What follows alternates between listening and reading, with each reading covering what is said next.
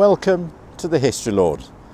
Well, I should say welcome back to the History Lord. This is our first video that we're making since lockdown has ended, and we thought we'd start with a fairly cheerful subject today, and that is the Pearly Kings of London. You join me here today, and we're opposite, or just outside, what is now St Pancras Hospital. But it used to be the St Pancras Workhouse, and in there, in 1861, Henry Croft was born. Who was Henry Croft, I hear you say? Well, Henry Croft was the first and original Pearly King of Somerstown, and that was the first Pearly King of London. Let me tell you a little bit about his life.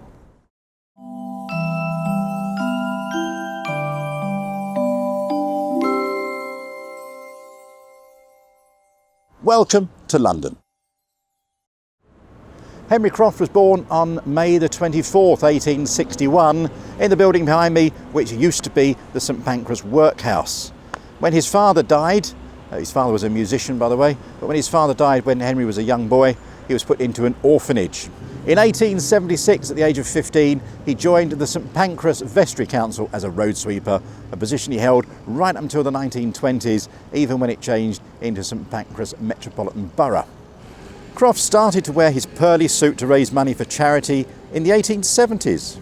The origins of the pearly tradition is obscure, but Croft began to decorate his clothes with mother-of-pearl buttons, which were mass-produced at factories in the East End of London. By 1880, Croft was wearing a smother suit, completely covered with thousands of white buttons. He later created a more sparsely decorated skeleton suit.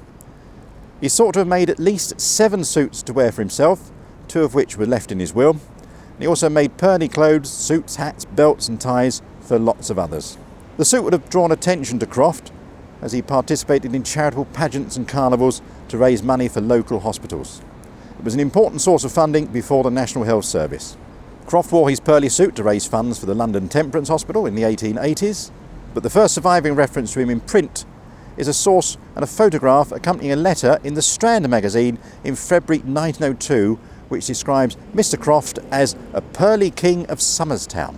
Croft was presented to Edward VII and Queen Alexandra at the Horse of the Year show in Olympia in 1907, and he led a display of costermongers and their donkeys at the show in 1912. By 1911, all 28 metropolitan boroughs of London had their own Pearly King, Pearly Queen and Pearly family, often members of the local costermonger community. Croft raised money for a variety of hospitals and other charities, including St Dunstan's, the Hospital Saturday Fund and Sons of Phoenix Temperance Society.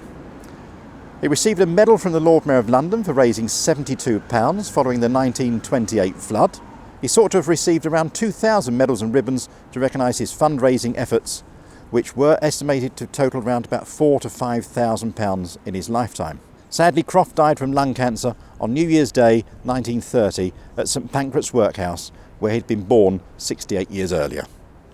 He was buried at St Pancras Cemetery in East Finchley, and his funeral cortege stretched for approximately half a mile, with a procession that included horse-drawn hearse, musicians, 400 Pearly Kings and Queens, and representatives from the charities that he had supported. It was even filmed by Pathé Newsreel. Croft had married Lily Newton on the 21st of February 1892 at Bedford Newtown Chapel in St Pancras, and he was survived by his wife and 11 of their 12 children, his eldest son having been killed in action in the First World War. There was a life-size marble statue of Croft, standing 5 feet high, wearing a smother pearly towel coat with a top hat and cane, and that was commissioned in 1931 and erected at his burial site in 1934. After being vandalised several times, the statue was restored and removed to the crypt of St Martin's in the Field near Trafalgar Square in 2002. And that's where the original Pearly Kings and Queens Society have held their harvest festival since 1956. Croft's great-granddaughter also became the Pearly Queen of Somerstown, carrying on the family tradition. Thank you very much for watching today, and welcome back to our proper videos again on the History Lord channel.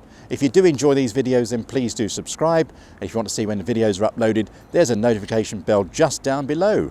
And if you want to see what we do outside of these videos, then please go to my website, which is historylord.co.uk, or have a look in the description below and see about Last Line Films, which is James's YouTube channel. He also does podcasts as well, which are worth a listen.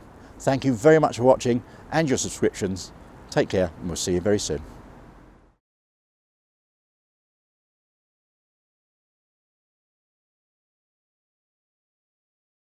Henry Croft. Henry Croft?